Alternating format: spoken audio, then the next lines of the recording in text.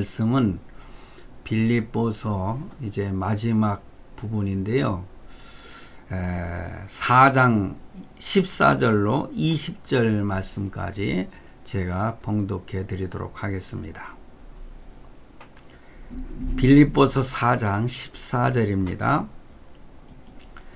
그러나 너희가 내 괴로움에 함께 참여하였으니 잘하였도다. 빌립보 사람들아, 너희도 알거니와 복음의 시초에 내가 마게도냐를 떠날 때에 주고받는 내 일에 참여한 교회가 너희 외에 아무도 없었느니라.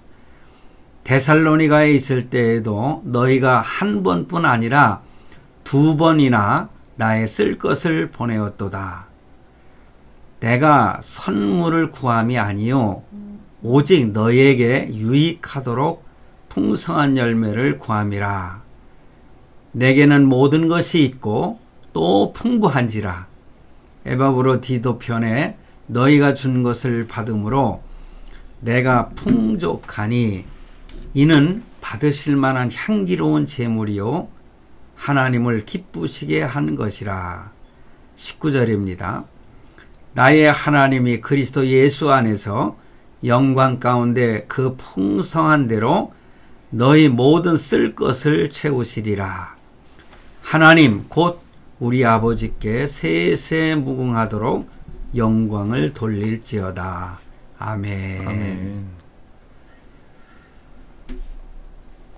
예, 오늘 말씀은 10절로 20절 말씀까지 긴 내용이지만은 그 내용을 포함해서 18절로 19절 말씀을 중심으로 좀 더 깊이 묵상하며 말씀을 준비했고 그렇게 전하도록 하겠습니다. 19절 20절 보면은 나의 하나님이 그리스도 예수 안에서 영광 가운데 그 풍성한 대로 너의 모든 쓸 것을 채우시리라. 하나님 곧 우리 아버지께 세세 무궁하도록 영광을 돌릴지어다. 아멘. 아멘. 이렇게 18절, 19절 말씀, 20절 말씀을 제가 다시 읽어드렸는데요. 이 말씀은 우리가 생각할 때에, 저 자신이 생각할 때에 참 엄청난 축복의 말씀이 아닌가, 저는 그렇게 생각을 합니다. 여러분들은 어떻게 느끼십니까?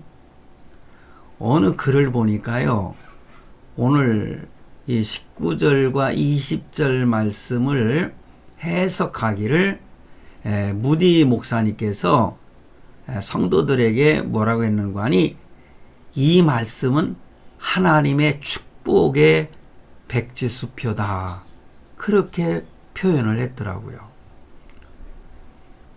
그 무디 선생님의 그 해석이 순간적으로 제 마음을 움직였습니다. 그래서 그렇지, 하나님께서는 우리에게 이렇게 축복의 백지수표를 주셨는데 우리가 여기에다가 얼마를 써 넣을 것인가, 이것이 중요한 것 아니겠습니까? 그런데 우리가 이 백지수표에 그 숫자를 써 넣을 때에 내가 받을 만한 만큼의 그 액수를 적어야 되지 않겠어요? 뭐 어떤 사람은 뭐 배우 가운데 뭐 백지수표를 갖다가 엄청난 숫자를 써서 백지수표를 준 사람한테 주니까는 네가 뭐 한 게 있다고 이렇게 큰 숫자를 기록했느냐 하면서 한 푼도 주지 않았다는 그런 얘기를 제가 한번 들어본 적이 있습니다. 백지수표는 무한대로 주시겠다는, 나는 하나님의 약속이라고 그렇게 생각을 합니다. 근데 하나님은요, 엄청난 부자이시기 때문에 우리가 어느 정도 하나님께 참 뻔뻔하지 않을 정도로 액수를 청한다면은 하나님은 주시고도 남을 뿐이 아닌가, 저는 그렇게 믿고 있습니다. 그래서 제목을 이렇게 하나님의 축복의 백지수표라, 이렇게 오늘 제목을 잡았습니다. 지난 주일날 제가 설교한 그 설교 제목을 번지 점프를 해보셨습니까? 했더니요, 그 제목이 좀 특이했는지 제 설교를 대부분이 뭐 한 40-50명 정도 이렇게 보더라고요.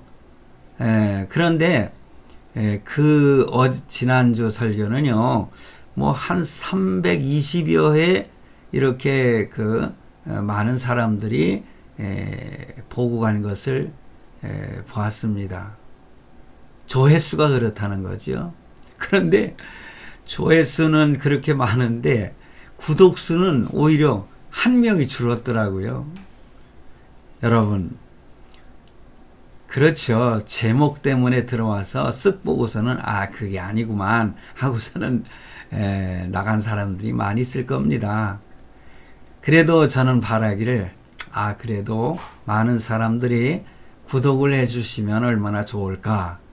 그러면 좀 뿌듯한 마음으로, 사람이 그 숫자에는 좀 약한 거 아니겠습니까? 그래서 그런 생각이 들 텐데 전 아쉬움이 있습니다. 오늘도 좀 특이하지요.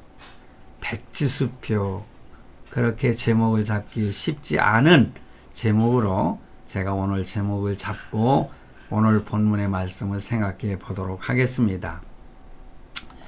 여러분, 세계 그 여자 배우 중에 우리 한국 선수 중에 랭킹 1위가 누군지 아시죠? 김연경 선수입니다. 오랫동안 터키에 가서 있다가 또 중국에도 가 있다가 우리 한국에 지금 돌아와서 나이가 들어서도 아주 배구를 잘하고 있습니다. 그런데 이 김연경 선수가 중국 구단으로부터 예전에 백지수표를 받았다는 그런 보도를 본 적이 있습니다. 그래서 얼마를 써냈는지는 모르겠습니다만은 김연경 선수가 그렇고요. 2002년도 월드컵의 영웅이었던 이 박지성 선수도 월드컵 이후에 백지수표를 2번이나 받았다고 합니다. 어느 구단인지는 잘 모르겠습니다만은, 그런데 그들이 얼마를 써냈는지는 저희들은 모르죠. 참으로 실제로 백지수표에 터무니없는 금액을 써내는 경우는 거의 없다고 합니다. 왜냐하면은 백지수표는 참 계약을 할 때에 당신이 원하는 금액을 얼마든지 주겠다는 그런 영입 의사를 표현하는 것이라는 말도 있습니다. 그렇습니다. 자기가 백지수표를 받았다고 해서 터무니없는 가격이나 액수를 거기다 기록을 했다고 해서 다 받을 수는 없겠죠. 그러나 여러분, 하나님은 좀 전에도 말씀을 드렸듯이 어마무시한 부자이시잖아요. 우리가 상상할 수 없는.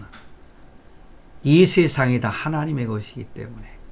그러므로 우리가 얼마를 써내든 그거 아무리 숫자가 크다 할지라도 하나님이 보실 때는 먼지 같은 거 아니겠습니까? 그렇기 때문에 하나님은 주실 거라고 저는 믿습니다. 여러분, 얼마를 써내시겠습니까? 여러분의 비전에, 어떤 큰 비전의 값으로 한번 하나님께 기록하시고 하나님께 기도하시면서 말씀대로 순종하며 신앙생활을 잘 하신다면은 언젠가는, 지금 당장은 혹시 아니더라도 여러분의 말년에 가서더라도 하나님은 그것을 채워주셔서 저와 여러분의 삶을 책임져 주신다고 하는 사실을 여러분 믿으시기 바랍니다. 여러분, 우리가 또 그런 것이 이 세상에서 부귀와 영화를 누리기 위해서 만약에 청구를 한다면은, 제가 볼 때는 신실한 믿음을 가진 성도라면은 그런 무모한 짓은 하지 않을 것입니다. 부귀와 영화 좋습니다. 그러나 중요한 것은 내가 하나님의 뜻을, 하나님이 나를 통해서 이루시고자 하는 목적을 내가 얼마나 잘 감당할 수 있을까? 이 일을 감당하기 위해서 하나님 나에게 이마만큼 주시기를 소원합니다. 그런다면은 하나님이 거절하시겠습니까? 하나님은 절대로 거절하지 않으실 줄로 믿습니다. 그러므로 우리는 하나님께 기도하면서 이 백지수표에, 하나님이 주신 이 백지수표에 최선을 다한다면은, 그런데 세상 것을 구한다면은요, 마귀가 더 먼저 알아요. 그래서 마귀가 살금살금 와가지고 너에게 받은 그만한 큰 물질 가지고 이렇게 해보면 어떻겠느냐 그러면서 유혹을 합니다. 그래서 탕진하게 만들고 오히려 나중에는 빈털터리로 만드는 사단의 역사를 우리는 조심해야 되는 것입니다. 우리 곁에 와서 우리의 귓가에 속삭이는 것입니다. 이 물질 가지고 한번 세상에서 네 마음껏 누리며 살아라. 술 먹고 장구 치고 또 여자하고 놀고 뭐 이런 식으로 세상 것을 유혹하면서 사단이가 나를 넘어뜨리려고 할 때에 우리는 하나님이 주셨지만은 이것을 잘 사용하지 않으면은 오히려 쪽박을 차게 될 수도 있다는 것을 우리는 명심해야 될 줄로 믿습니다. 그러므로 우리는 항상 조심해야 되는 것입니다. 오늘 본문은 이제 빌립보서 마지막 부분이잖아요. 그래서 어떤 면에선 결론적인 말씀이 아닌가 그렇게 생각을 합니다. 빌립보서는 옥중서신이라고 했지 않습니까? 고난 속에 있는 사도 바울이 빌립보에 있는 성도들에게 편지를 쓰면서 기뻐하고 기뻐하라. 그리고 바른 믿음을 가지고 참 믿음을 가지고 열심히 노력하며 하나님께 충성하라. 그러면 하나님이 복을 주시겠다는 거죠. 여러분, 그렇기 때문에 빌립보서는 뭐 우리들이 생각할 때 제가 요즘에 복에 대한 말씀을 많이 드리고 있는데 저는 기복신학인 입장에서 말씀드리는 것은 결코 아닌 것입니다.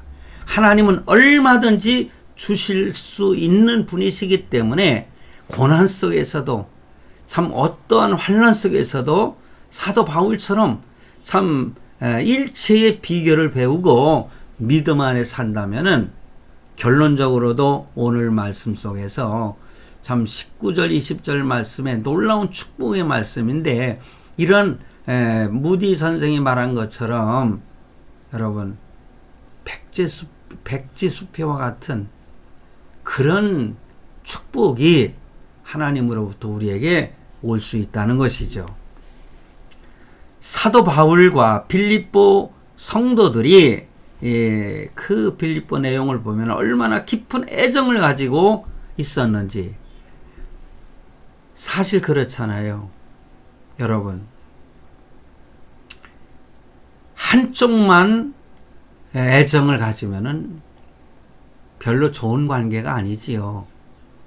그런데 서로 이렇게 애정을 가지고 주고받는 아름다운 관계, 이상적인 관계가 된다면은 하나님은 분명한 이러한 축복을 주십니다.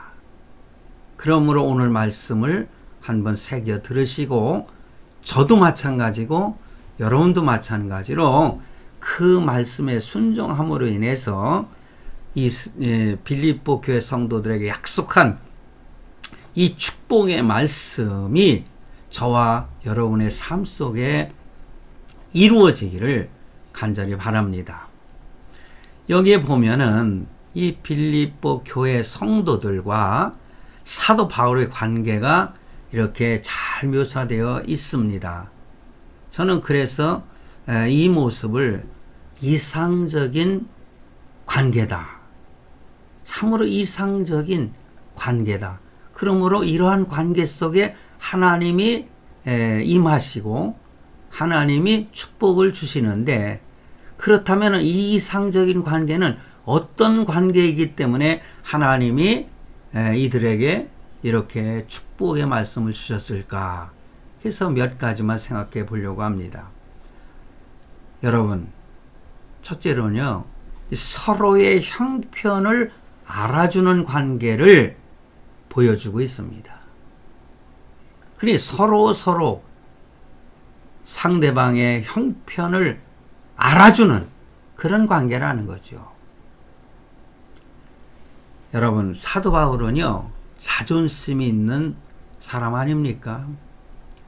아무리 하나님 앞에서 낮아졌다 할지라도 그 사람이 가지고 있었던 모든 그 세상적인 것, 뭐 이런 것, 그거 다 배설물로 여긴다고 했지만은 그 이후에는 세상적인 어떤 자랑거리가 아니라, 세상적인 자존심이 아니라 하나님 안에서 자녀로서, 하나님의 일꾼으로서, 또 이러한 사도 바울로서 가질 수 있는 거룩한 자존심이 있는 사람 아니겠습니까? 저도 마찬가지예요. 저는 세상적으로는요, 뭐 자존심 가질 만한 게 없습니다. 그러나 저는 하나님 앞에서 항상 자부심이 있습니다. 그게 뭔지 아십니까? 나는 하나님이 특별히 선택하여 세워주신 목회자라 이거예요. 목사라 이거예요. 목사 아무나 되는 거 아닙니다. 요즘에 보니까는요, 뭐 6개월만 교육을 잘 받으면은 목사가 되게 해주겠다고 하는 저와 동성을 가진 종시인 전 아무아무개 목사가 그런 말을 했더라고요. 글쎄요, 목사가 뭐 하나님이 택하시면은 뭐 한 달 공부해도 될 수 있는 거겠죠.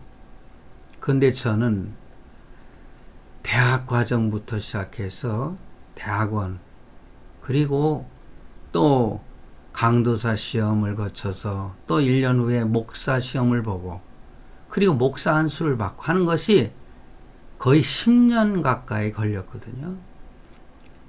그러니까 제가 전도사 때 예수 믿지 않는 우리 그 친척들이, 내가 그때도 전도사역을, 너는 아직까지도 목사가 못 됐냐? 너는 왜 이렇게 실력이 없냐? 그러면서 목사가 되지 못했다고 이렇게 저를 갖다가 우습게 평가하는 그런 분들도 있었어요. 그런데 저는 신학대학 4년, 신학대학원 3년, 그리고 강도사, 고시, 그냥 바로 1년에 패스를 했고요. 그 다음에 1년 후에 목사 안수, 목사 시험 봐가지고 목사 안도 받고, 그러다 보니까 10년이 걸렸어요. 이것이 무슨 자존심이냐 그렇게 말씀하시는 분들도 있겠지만은, 저는 이것을 거룩한 자존심이라고 저는 생각을 합니다. 왜 그런지 아십니까? 제가 뭐 그렇다고 해서 잘난 척하고 사람을 무시하고 딴 목사님들을 무시하고 뭐 이런 성격이 아니거든요. 저는 예를 들어서 아무리 저보다 못한, 뭐 세상적으로 따질 때 그런 목사님들이라 할지라도 저는 무시하지 않고 욕하지 않습니다. 사람은 난 하나님의 자녀라고 하는 거룩한 자존심을 가져야 되는 것입니다. 오늘 설교의 어떤 목적은 이것은 아니지만은 이렇게 사도 바울은 거룩한 자존심이 있었던 사람인데 그는 그러기 때문에 어떠한 어려움 속에서도 떳떳했다고 하는 것을 성경에서 발견하게 됩니다. 그러니까는 11절 말씀에 보면은 지난주일날 설교했죠. 어떤 형편에서도 자족했다고 그랬고 12절 말씀에 보면은 배고픔과 풍부와 궁핍해도 일체 비결을 배우고 실천했다고 하는 그러한 모습을 자신 있게 드러내고 있는 것입니다. 13절 말씀에 보니 주님 안에서 어떤 어려움도 극복을 했다는 그의 모습을 우리가 발견하게 되는 것이죠. 그는 아무리 어려워도 누구에게 손을 이렇게 내미는 구걸하는 그러한 사도는 아니었습니다. 구걸할 필요가 없죠. 주시는 대로 10만 원을 주시면 10만 원 가지고 살고 20만 원 주시면 20만 원 주고 우리가 먹고 살자. 지혜롭게 살자. 이렇게 제 집사람한테 제가 결혼하면서 이야기했던, 결혼을 약속하면서 이야기했던 그런 때가 있었음을 말씀드린 바가 있지 않습니까? 그렇게 거룩한 자존심을 가지고 살았기 때문에 어떠한 어려움이 있어도 내색하지 않았다는 거죠. 여러분, 사실 얼마나 어려웠겠습니까? 사도 바울이 로마 감옥의 차가운 곳에서 지내면서, 제가 말씀드렸잖아요. 제가 로마를 방문했을 때에 그 지옥 같은 카타콤도 가봤고 정말 지하 감옥에도 가봤는데 습기가 차가지고요. 거기에서 감기 한 번 걸리면은 낫지 않았을 거예요. 얼마나 고통스럽겠어요. 그런데 그래도 기뻐하라, 기뻐하라, 이렇게 사도 바울은 표현하고 있습니다. 많이 힘들었을 텐데도 말입니다. 그런데 여러분, 그 형편에 대해서 빌립보 교회 성도들이 알아줬다는 거죠. 그 알아줬다고 하는 그 사실이 사도 바울의 입장에서는 얼마나 감격적이었겠습니까? 얼마나 고마웠겠습니까? 목회를 할 때 그런 걸 많이 저도 느껴요. 제가 누구라고 드리지 않습니다만 목회 중에 이따금 저를 갖다 맛있는 것을 대접하겠다고 이렇게 나를 차에 태우고 가면서 이따금 10만 원짜리 수표 하나도 이렇게 건네주고 하는 그런 친구도, 그런 집사님도 계셨어요. 그랬을 때 저는 자존심 상하지 않았어요. 야, 나를 이만큼 생각해 주는구나 하고 지금도 참 고맙게 생각하고 있거든요. 그러니 알아준다고 하는 것, 내 형편이 어렵다는 것, 내색하지 않는다 할지라도 알아준다는 것, 서로 가족들끼리도 그렇잖아요. 형제들끼리도 그렇잖아요. 또 교회 성도들끼리도 마찬가지입니다. 그리고 목회자와 성도 간의 관계 속에서도 그겁니다. 알아준다는 거예요. 그 형편이 어떻다는 것을 이해해 준다는 거, 너무너무 감사한 일입니다. 비록 사도 바울이 기뻐하라, 기뻐하라, 입에 닳도록 그렇게 말을 하고 표현을 했잖아요. 그러니까는 빌립보 교회 성도들이 그래, 저렇게 기뻐하는 거 보니까는 살만한가 보다, 지낼만한가 보다 그러면서 그냥 눈 감아 버렸습니까? 그렇지 않잖아요.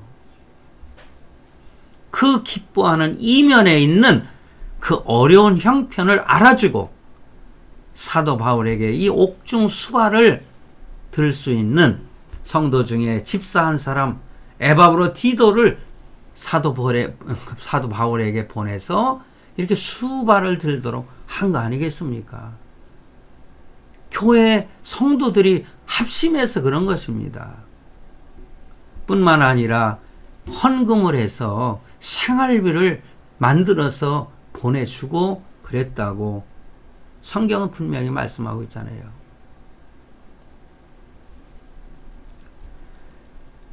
빌립보 성도들의 그런 마음의 그 씀씀이 그리고 사려 깊은 그 모습에 대해서 사도 바울이 너무나 감사하고 감격해서 어떻게 평가를 하고 있습니까? 그게 본문 14절 말씀이에요. 그러나 너희가 내 괴로움에 함께 참여하였으니 잘하였도다. 너희가 이렇게 내 괴로움, 어려움이죠. 고난이죠. 환난이죠. 여기에 함께 동참을 했으니 잘했다. 사도 바울은 이렇게 빌립보 교회 성도들의 그 사려 깊은 태도에 대해서 크게 칭찬을 하고 있는 것입니다. 그렇습니다. 우리가 다른 사람과 좋은 관계를 맺고자 하려면은 그 상대방의 형편과 사정과 처지를 알아줄 수 있는 사람이 되어야 된다는 것입니다. 하나님께 기도하면은요, 하나님이 깨우쳐 주셔요. 그 사람에 대해서. 기쁨 뒤에 숨겨진 슬픔을 읽을 수 있는 그런 안목을 하나님께서 주시는 것입니다. 편안함 뒤에 감추어진 그의 고난을 읽고 그의 위로자가 되어야 되는 것입니다. 그때 위로받는 사람은 얼마나 큰 감동을 받게 되는지 상상을 해보십시오. 그랬을 때 하나님께서 백지수표와 같은 놀라운 축복을 주시지 않으시겠습니까? 그리고 두 번째로 우리가 생각할 것은 서로의 필요를 채워주는 관계가 이상적인 관계입니다. 거듭된 말씀이라고 생각이 듭니다만은 빌립보 교인들은요, 이런 사도 바울의 형편과 사정을 알아준다고 했지 않습니까?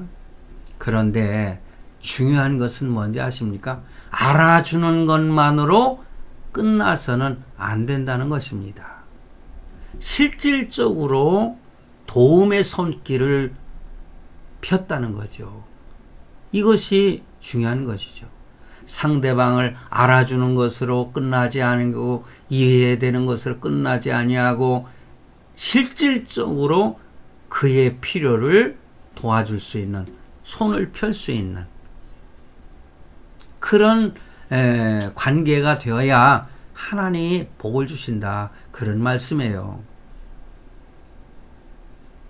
사실상 사도 바울의 심정을 알아준 교회는 많이 있습니다. 보면은요, 사도 바울이 여러 교회를 개척을 해서 목회자에게 물려주고 다른 곳으로 선교하고 그랬지 않습니까? 알아준 교회들 많지만은 빌립보 교회 성도들처럼 이렇게 실질적으로 필요를 채워주기 위해서 발벗고 나선 교회는 이 빌립보 교회뿐이었다는 사실을 오늘 본문에서도 발견하게 됩니다. 15절 말씀에 빌립보 사람들아 너희도 알거니와 복음의 시초에 내가 마게도냐를 떠날 때에, 여러분 사도행전 읽어보시면 왜 마게도냐를 향해서 또 이렇게 갔는가 또 떠나는가 이런 내용들이 나오지요. 그때에 주고받는 내 일에 참여한 교회가 너희 외에 아무도 없었느니라, 이렇게 말씀하고 있어요. 말로만 하는 혀끝의 사랑은 많습니다. 얼마든지 말로는요, 근데 말도 사실 중요한 거 아니겠습니까? 말 한마디로 뭐 천냥빚을 갚는다는 그런 표현도 있잖아요. 말로 표현하는 것도 참 대단한 거예요. 그 정도 수준도. 그러나 더 중요한 것은 우리의 손끝에 사랑이 없었다는 거, 우리의 실질적인 도움을 주어야 그게 실질적인 사랑이라는 것을 우리는 알아야 되는 것입니다. 그러나 여러분, 빌립보 교회 성도들은 혀로만 사랑하지 않고 손을 펴서 사도 바울의 필요를 채워주었다는 사실입니다.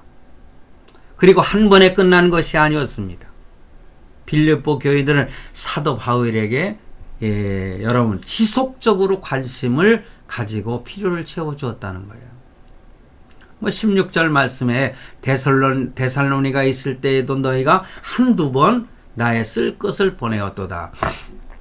이렇게 데살로니가 있을 때도 한 번도 아니고 두 번 이렇게 보내고, 또 다른 곳에 또 빌립보 교회 감옥에 있을 때도 마찬가지고, 또 로마 감옥에 있을 때도 이렇게 필요를 채워주는 빌립보 교회 성도들이 이렇게 지속적으로 사도 바울을 지원했던 것을 보지 않습니까?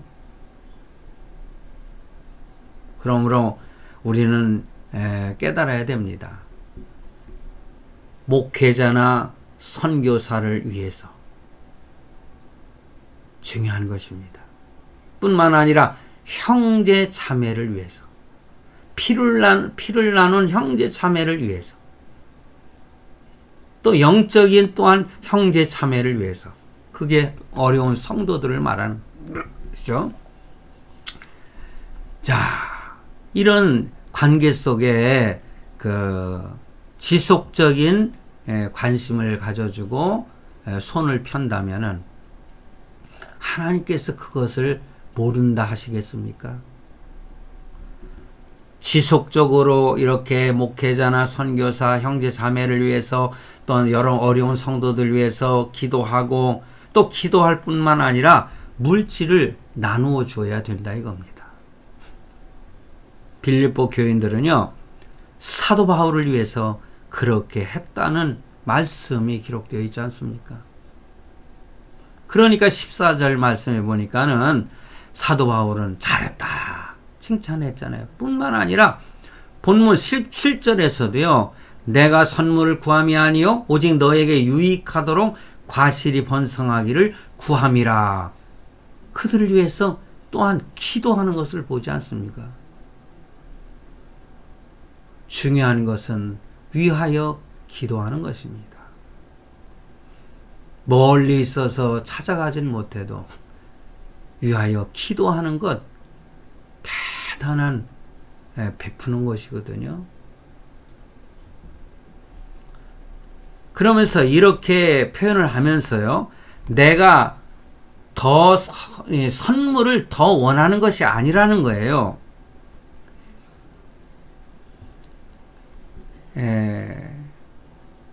그러니까는 내가 너희를 칭찬하는 것은 더 나에게 선물을 주길 위해서 이렇게 칭찬하는 것이 아니다라는 거죠. 그런 행위 자체가 너희의 유익을 위한 것이고, 그런 행위를 하나님께서 알아주시고 삶을 번성케 하실 것이라는 거예요. 백지수표를 주실 수 있는 근거라는 거죠. 그래서 18절 말씀에 내게는 모든 것이 있고 또 풍부한지라 에바브로 디도 편에 너희가 준 것을 받음으로 내가 풍족하니 이는 받으실 만한 향기로운 제물이요 하나님을 기쁘시게 하는 것이라. 이렇게 말씀하고 있어요. 이 빌립보 성도들의 헌신을 하나님은 기쁘시다, 이런 말씀을 하시는 것입니다. 여러분, 선물이라고 하는 것은 단순한 선물 그 이상의 의미를 가지고 있잖아요.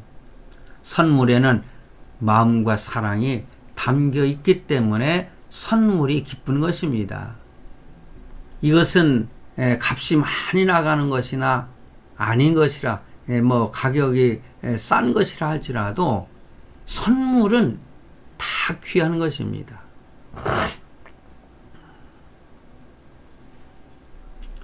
얼마 전에 우리 아들이 아울렛에 가자고 해서 갔어요. 갔는데 아빠 엄마에게 아주 브랜드, 아주 유명한 브랜드 상품이죠. 그 브랜드의 지갑을 사주겠다고 그러더라고요. 그래, 뭐 선물해 주겠다니까는 저는 기쁘게 받겠다고 갔어요. 갔더니 뭐 구찌인가 뭔가 도대체 저는 뭐 구찌가 그렇게 비싼지도 몰랐는데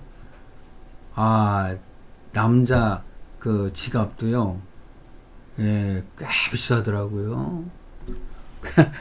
근데 그것만 사준 게 아니라 그 허리띠 있잖아요. 그것도 사주더라고요. 그래서 제가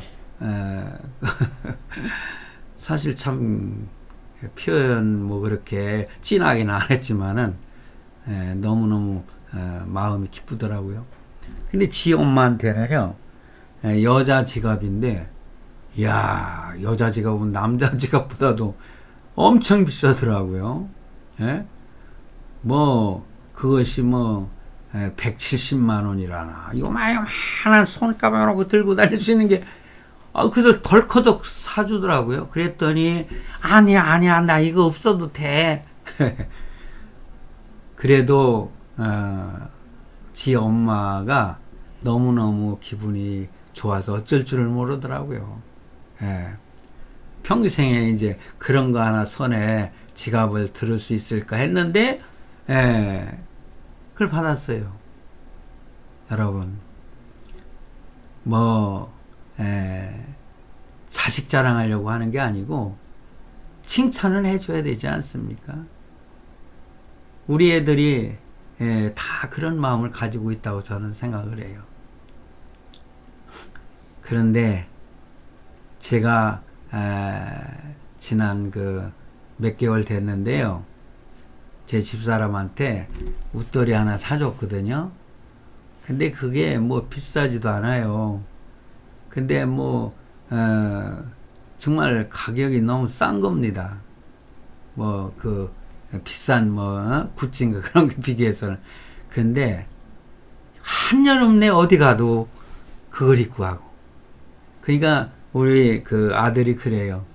엄마 사진을 보면은 오래전에 몇 개월, 그러니까 2, 3개월 전에 찍은 사진이나 그 다음에 어디 가서 찍은 사진이나 막 찍은 사진, 여기저기 찍은 사진이 다 그 옷 입고 찍은 사진이라고 웃어 죽겠다고.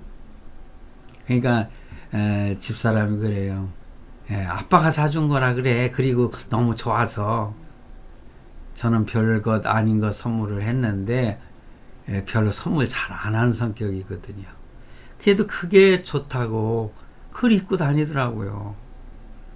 그게 또 내가 사준 것을 입고 있는 모습을 보면은 저도 내가 사준 거 입었네 하고 흐뭇해한 마음이 들더라고요. 과거에 성도들이 넥타이를 사다 주면은 제가 그 다음 주일은 꼭 그거를 넥타이를 하고서는 설교를 했어요. 왜냐? 선물 주신 분들이 너무 고마워서 그랬습니다. 이번 추석 때 여러분들 큰 거 작은 거 가리지 마시고 서로 자그만 선물이라도 주고받는다면은 형제들끼리나 부모 자식끼리 간에 아름다운 사랑의 모습이 오래오래 남지 않겠습니까?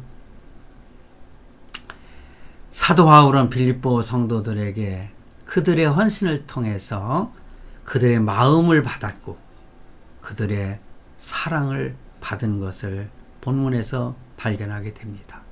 이런 주고받는 아름다운 관계 속에 있는 이상적인 관계 속에 하나님께서 이렇게 백지수표와 같은 선물을 예비하고 계시는 것입니다.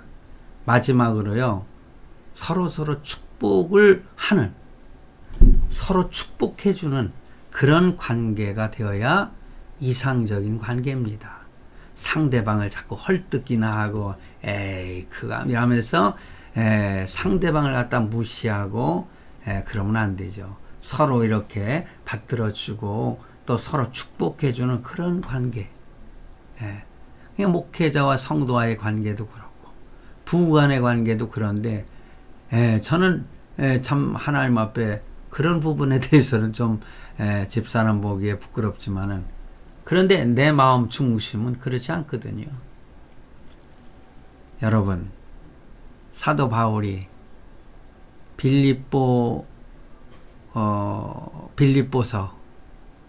서신서를 거의 마치면서 19절과 20절 말씀에 보니까는 나의 하나님이 그리스도 예수 안에서 영광 가운데 그 풍성한 대로 너의 모든 쓸 것을 채우시리라. 하나님 곧 우리 아버지께 세세 무궁토록 영광을 돌릴지어다. 하나님께 영광을 돌리라는 거예요. 엄청난 축복의 말씀입니다.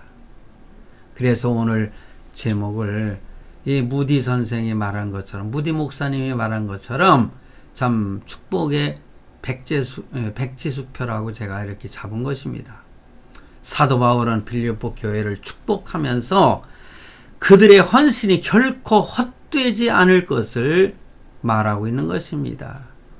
여러분, 고린도전서 그 마지막 부분에 보면은 너희의 그 수고함, 여러분